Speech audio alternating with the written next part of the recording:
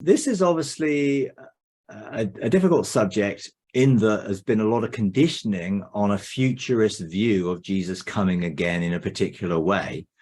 Obviously, in my latest book, where I've talked about the eschatology, the restoration of all things, I go into the second coming in a huge lot of detail. You know, it's probably, that chapter is a big chapter, because I go into the meaning of the words that relate to the imminence of that coming of Jesus, the nature of the context of his coming in the ending the old covenant and bringing the new, and in the generation that Jesus said it was going to take place, which was that current generation, that they would see him, and then go into the physical manifestations that they did see during the siege of Jerusalem in AD 66 to 70, when he did come before the final end of the old covenant, when the temple was destroyed, as Jesus prophesied would happen in Matthew 24. And he said also all of these things, the tribulation of those days would be fulfilled and never fulfilled again.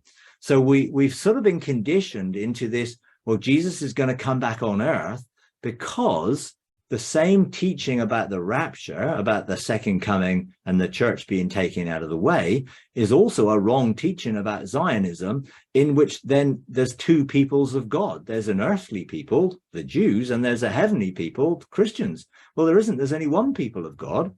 Those are those who have faith in Jesus. And Paul said that there's only one new man in Christ. There are no Jew nor Gentiles. So we've recreated a division between the old and the new covenant, rather than Jesus fulfilling the new covenant, the old covenant in the new, and fulfilling all the promises of God, to a wrong theology that Jesus has to come back on earth to fulfill the old covenant promises to Israel, when all those old covenant promises to Israel are fulfilled as promises to the people of God, the church. And Paul called the people of God the Israel of God, because he was trying to show them that there aren't two peoples, there's just one.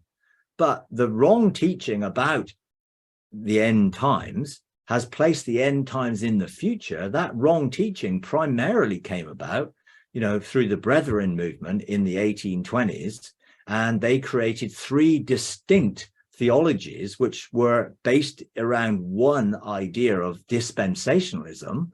That was rapture, millennialism, and Zionism. And all those three things come from the same root, and they're all wrong.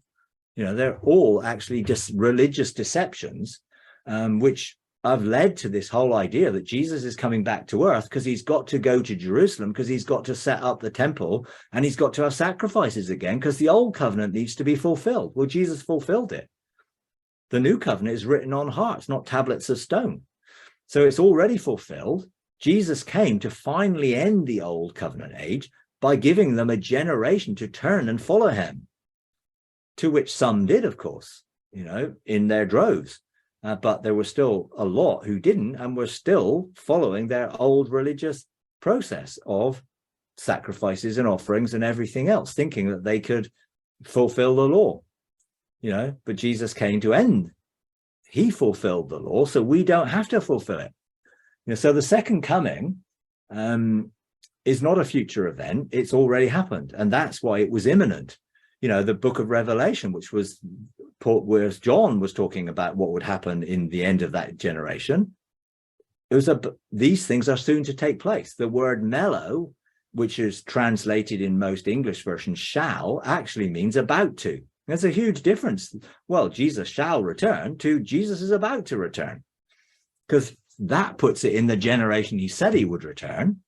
And there's lots of physical evidence that Jesus returned in the writings of a Christian historian, Eusebius, a Roman historian, Tacitus, and a Jewish historian, Josephus. And they wrote the signs that were seen in the sky over Jerusalem, armies seen, angels, the presence of God leaving the temple. I mean, there were so many things that are actually written in historical records. Well, most people don't know that, so they're not aware of it. Well, I have placed all those things in the book. And I also gave 86 Day of the Lord scriptures, which were fulfilled in that day. So Jesus said that the day of resurrection and the day of judgment would be the last day.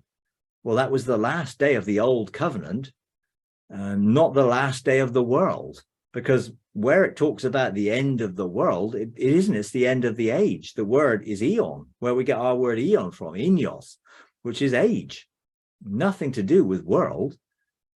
So in English, we've got a lot of mistranslations, unfortunately, around, because the translators have come from that theological perspective.